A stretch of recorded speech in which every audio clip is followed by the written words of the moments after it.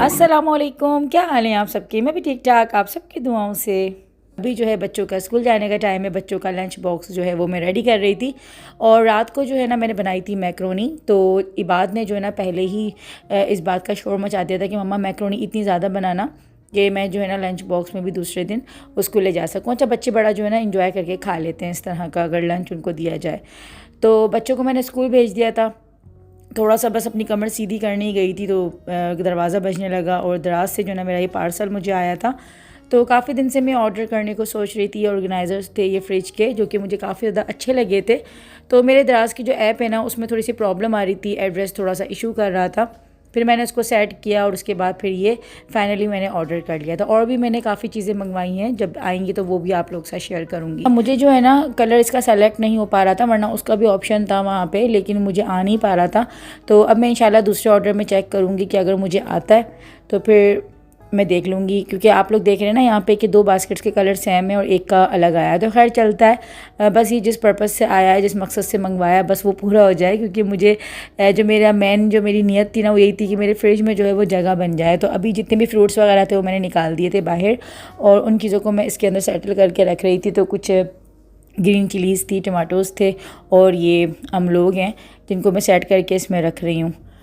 तो देखते हैं, अब आप लोगों को भी दिखाती हूँ मैं कि ये जो है स्पेस बनाता है फ्रिज में वाकई या फिर नहीं बनाता। तो बस यहाँ पे फ्रिज मैंने अपना जो सामान था ना वो बाहर निकाल के और इन बास्केट्स के अंदर मैंने इस तरह से रख दिया था।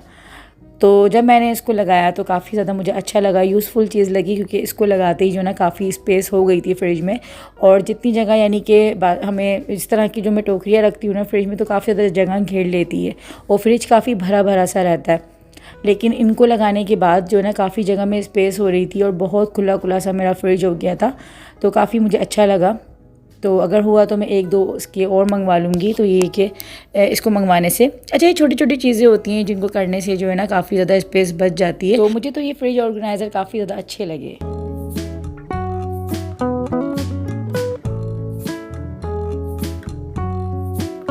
अच्छा, यहाँ से देखिए सोफ़ा जो सेट था ना मेरा वो जा चुका है क्योंकि वो हमने सेल कर दिया, यानी कि उसको ख़त्म कर दिया। तो ये जगह पूरी जो मेरी वॉल है ना ये ऐसे करके ये पूरी स्पेस बन गई। और यहाँ से गंद, क्योंकि जब भी कोई चीज़ निकलती है ना तो वहाँ से बड़ा कचरा जो ना निकलता है। तो अभी मैं इसको वैक्यूम करूँगी और इसको साफ़ सुथरा कर दूँगी इस रूम को, क्योंकि काफ़ी ज़्यादा मैस हो रहा है इस कमरे में, काफ़ी ज़्यादा जो है गंद हो रहा है। तो इसको साफ़ करते हैं।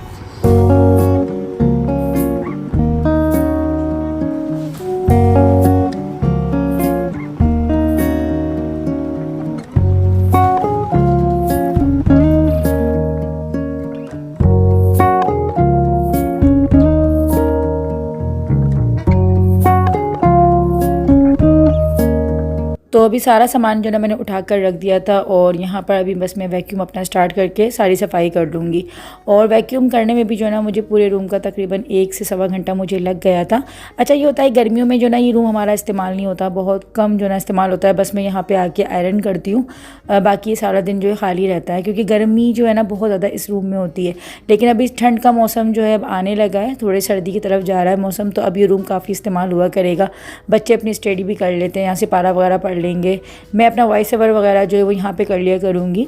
और गर्मियों में ये होता है कि यहाँ पे क्योंकि एसी वगैरह नहीं है, काफ़ी गर्मी होती है, तो यहाँ पे कोई नहीं बैठता, वरना टीवी वगैरह सब कुछ लगा हुआ है यहाँ पे। तो इसलिए मैंने जो है ना सर्दी आने से पहले ही सोचा है कि इस रूम को थोड़ा चेंज, इसकी सेटिंग करूँ और थोड़ा बैठने की जो है जगह बन जाए। क्योंकि जब से सोफ़ा रखा हुआ था ना तो बहुत ज़्यादा मुझे ये कमरा अपना बंद बंद सा लग रहा था। और मुझे यही हो रहा था कि मैं अपने सोफ़े को जो है ना यहाँ से निकालूं। और ये सोफ़ा जो था हम लोगों ने फिर सेल आज कर दिया था। अभी बाहर के बचते हैं, तो बाहर का भी मैं सोच रही हूँ कि क्या करना है, क्योंकि बाहर के सोफ़ों से भी मैं काफ़ी ज़्यादा परेशान हो गई हूँ और वो काफ़ी ज़्यादा ख़राब भी हो रहे हैं। अभी अच्छी तरीके से कर रही हूँ मैं वैक्यूम से रूम को क्लीन, और उसके बाद फिर मैं जाऊँगी खाना बनाने, क्योंकि बाकी का मुझे जो काम है ना वो खाना पका कर ही उसके बाद ही जो है ना मैं करूँगी। हस्बैंड की कॉल आ गई थी, इनको भूख को इतनी ज़्यादा तेज़ लग रही थी, वरना इनका इस तरह से कॉल कभी भी नहीं आती। लेकिन आज जो कॉल आई ना तो मैं थोड़ा सा डर भी गई, कहने कि बस जल्दी से जो भी कुछ जो हो ना, जो जल्दी से पक जाए बस वो पका दो। तो मैंने कहा अच्छा भाई, मैं जल्दी से काम मैंने वहीं छोड़ा अपना और मैं आ गई थी कासी फल की सब्ज़ी बनाने, जो कि मैं फ़र्स्ट टाइम ट्राई करूँगी पकाने के लिए। इससे पहले मैंने खाई और मुझे बहुत ज़्यादा पसंद भी है। अम्मी बनाती हैं तो अक्सर मैं अम्मी के वहीं खाकर जो है ना आ जाती हूँ। तो पका मैं पहली दफ़ा रही थी तो मेरे लिए भी थोड़ा सा नया था। और मुझे थोड़ी सी हैरत रात को ये हुई थी कि केरिया जो है ना मुझे रखी हुई मिली और काफ़ी सारी बड़ी बड़ी सी रखी हुई थी केरिया। तो मैं यही सोच रही थी, मैंने कहा अब तो आम भी जा चुके हैं और अभी जो है सर्दियों के फल आना शुरू हो गए। तो बड़ी मुझे कोई हैरानगी हुई। अच्छा, आप लोग मुझे कमेंट सेक्शन में बताइएगा कि आप लोगों के वहाँ भी जो केरिया अब तक मिल रही हैं या फिर नहीं मिल रही। और यहाँ पे जो है ना मैंने अभी कासी फल के जो बीज होते हैं उसको रिमूव कर दिया था। अच्छा, इसके बीज भी जो है ना बहुत से लोग सुखा कर खाते हैं। और मेरी जो है ना ये वाली सब्ज़ी बहुत ज़्यादा फेवरेट सब्जियों में से एक है। बचपन में अम्मी जब बनाती थी ना कासी फल तो मैं तंदूरी की रोटी से बहुत ज़्यादा शौक से खाती थी। जब मैंने जैसी सब्ज़ी की कटिंग स्टार्ट करी ना तो थोड़ी सी मैं यहाँ पे कंफ्यूज हो गई थी कि इसके जो छिलके हैं वो उतारते हैं या फिर इसको छिलके समेत ही पकाना होता है। तो मुझे थोड़ा समझ नहीं आ रही थी, लेकिन कहीं कहीं मुझे याद आ रहा था कि जब मैं ये सब्ज़ी खाती हूँ, जैसे अम्मी के वहाँ अगर मैं खाती हूँ तो इसके जो है ना ग्रीन ग्रीन सा कुछ आता ज़रूर है। और मुझे ऐसा लग रहा था कि शायद छिलके समेत ही होता है, लेकिन मुझे कन्फर्म करना था क्योंकि मैं थोड़ी डाउटफुल हो रही थी। मैं कहा पता नहीं ऐसा ना हो कि इसके छिलके गले या ना गले। तो फिर मैंने क्या किया कि एक इसका पीस जो है ना वो बिना छिलके के मैंने काट दिया था, बाकी का जो कासी फल था मैंने वो छिलके समेत ही कर दिया। तो ज़्यादा जो मेरा दिमाग बैठ रहा था ना वो छिलके के साथ ही बैठ रहा था कि ये शायद छिलके के साथ ही बनता है। तो मैंने फिर ज़्यादा जो आधा था कासी फल था ना वो छिलके के साथ ही काट दिया था, लेकिन थोड़ी सी मैं डाउटफुल थी। तो फिर वो डाउट जो है ना मैंने अम्मी से बात करके ख़त्म किया और अम्मी को कॉल मिलाई तो अम्मी ने भी यही कहा मुझे कि ये छिलके के साथ ही बनता है। तो बस फिर मैं यही अम्मी से पूछ रही थी कि ऐसा तो नहीं कि ये छिलका गले ना और जो है ना फिर वो कच्चा कच्चा सा है। तो अम्मी ने कहा नहीं, एक भाप में जो है इसका छिलका भी गल जाता है, यानी कि जैसी सब्ज़ी हमारी पकेगी तो छिलका भी उसके साथ ही पक जाता है। ऐसे डरने वाली कोई बात नहीं है। तो बस ये था कि इत्मीनान हो गया था अम्मी से बात करके। और होता है छोटे मोटे जो मसले होते हैं हम अपनी माओ से ही पूछते हैं, क्योंकि वही हमारी सबसे बड़ी टीचर होती हैं, जो कि खाना हम अपनी सबसे ज़्यादा जो हम सीखते हैं वो अपनी माओ से ही सीख रहे होते हैं।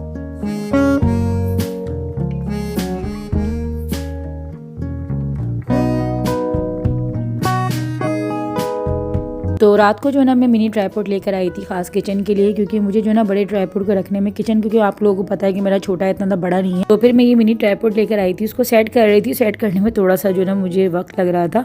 अच्छा, आप लोग बताइएगा कि कुकिंग करते वक्त जो है मैं कैमरा अपना सही जगह पर रखती हूँ या फिर मैं इसकी जगह जो है वो चेंज करूँ, क्योंकि होता है ना कि देखने वालों को अगर चीज़ सही नज़र आ रही होती है तो फिर वो ज़्यादा बेहतर होती है। तो मुझे आप लोग कमेंट सेक्शन में ज़रूर बताइएगा कि सही शूट होता है और कुकिंग के टाइम पे कैमरा जो है वो सही तरफ रखा होता है या फिर मैं इसका जो एंगल है वो चेंज करूँ। तो खैर यहाँ पे मैं इस्तेमाल कर रही हूँ चिल्तन प्योर का कुकिंग ऑयल, जो कि हमारे हार्ट के लिए बहुत ज़्यादा फ़ायदेमंद है और ये हमें कोलेस्ट्रॉल से बचाता है। कोलेस्ट्रॉल हमारा बढ़ने नहीं देता है और ये कोलेस्ट्रॉल फ्री है और 100% ऑर्गेनिक है। इसमें कोई भी ऐसा जो है कलर या फिर कोई ऐसा फ्लेवर इन लोगों ने नहीं डाला हुआ है जो कि हमारी सेहत के लिए नुकसानदेह, क्योंकि आजकल ऑयल जो है ना वो बहुत ज़्यादा अहमियत रखते हैं हमारे खानों के लिए। जी, अगर आप लोग चिल्तन प्योर का 100% ऑर्गेनिक कुकिंग ऑयल घर बैठे मंगवाना चाहते हैं तो डिस्क्रिप्शन में लिंक के साथ ही साथ 10 गुड़िया कोड के साथ आपको डिस्काउंट ही मिल जाता है।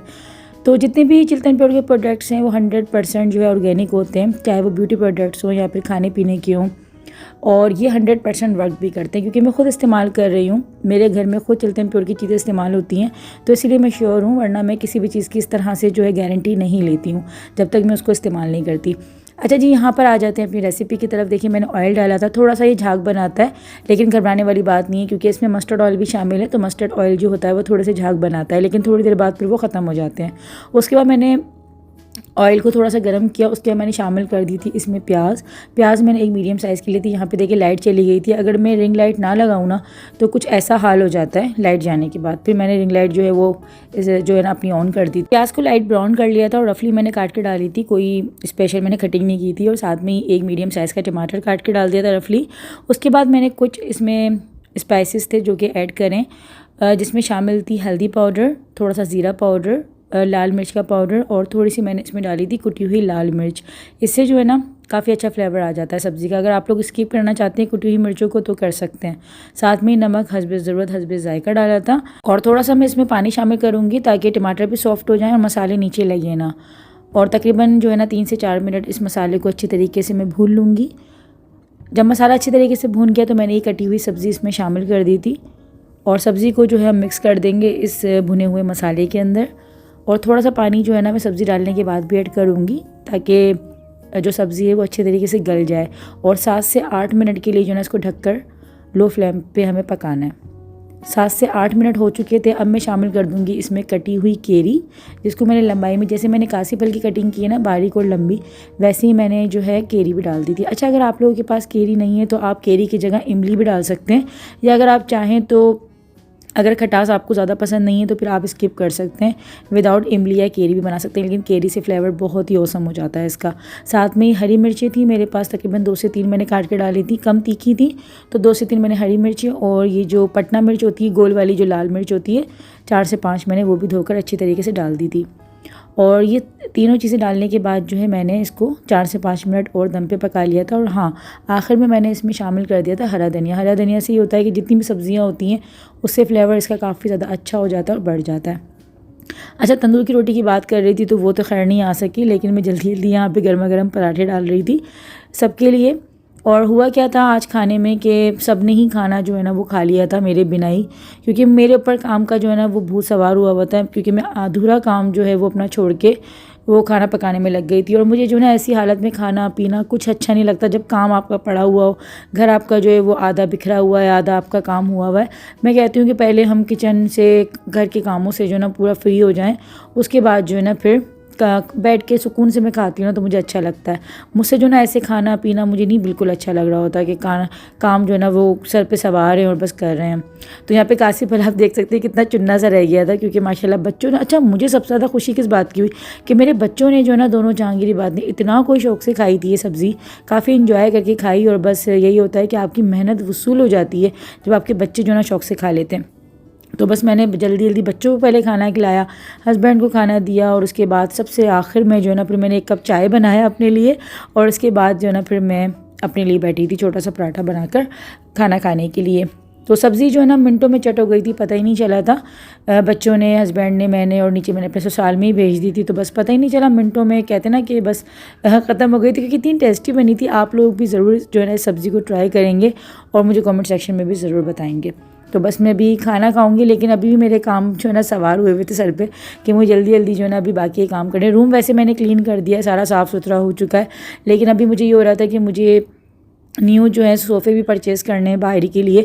और आप लोग हाँ मुझे जो है ना मशवरा देंगे, क्योंकि मैं आप लोगों से पूछती ज़रूर हूँ कोई भी नई चीज़ लेने से पहले, या कोई भी जो है ना इस तरह की कोई भी काम करने से पहले, कि बाहर के लिए जो है मैं न्यू सोफ़े जो है परचेज़ करूँ या फिर नहीं करूँ, क्योंकि आप लोग मुझे बहुत कहते हैं कि बाहर के जो सोफ़े हैं ना वो आप जो है वो चेंज करें। तो बस यहाँ पे अभी जल्दी से खाना खाने के बाद जो है ना बस यहाँ की चादरें वगैरह चेंज करने को रह गई थी छोटे वाले रूम की। तो बस मैं ये चादर वगैरह चेंज कर रही हूँ। काफ़ी हल्का हल्का सा कमरा लग रहा था। अच्छा होता है ना जब आप डीप क्लीनिंग करो ना किसी भी जगह की, तो वो जगह बड़ी कोई हल्की फुल्की सी हो जाती है, वरना कुछ जो ना ऐसी मिट्टी का जो एक बोझ होता है ना वो बहुत ज़्यादा होता है। मुझे ऐसा लगता है जहाँ पर डस्टिंग अच्छी तरीके से नहीं हुई होती ना, तो वहाँ पर थोड़ा सा अजीब सी जो ना वहाँ नहस्ती रहती है, और जैसे ही हम डीप क्लीनिंग कर देते हैं ना वहाँ की, तो एकदम एक हल्कापन आ जाता है, मुझे ऐसा फील होता है। तो बस मैं यहाँ की जो है ना चादर जो है वो मैं चेंज कर दी थी, और पर्दे वगैरह मैंने सारी चीज़ों पे जो है वैक्यूम कर दिया था। आज मैंने पर्दों पे ही वैक्यूम किया था, लेकिन मैं सोच रही हूँ कि अभी वॉशिंग मशीन जब लगेगी ना तो फिर इन पर्दों को भी वॉश कर लेंगे, तो ये रूम जो है बिल्कुल सेट हो जाएगा और अच्छा लगेगा। फिर इस रूम में बैठने में जो ना मज़ा आया करेगा।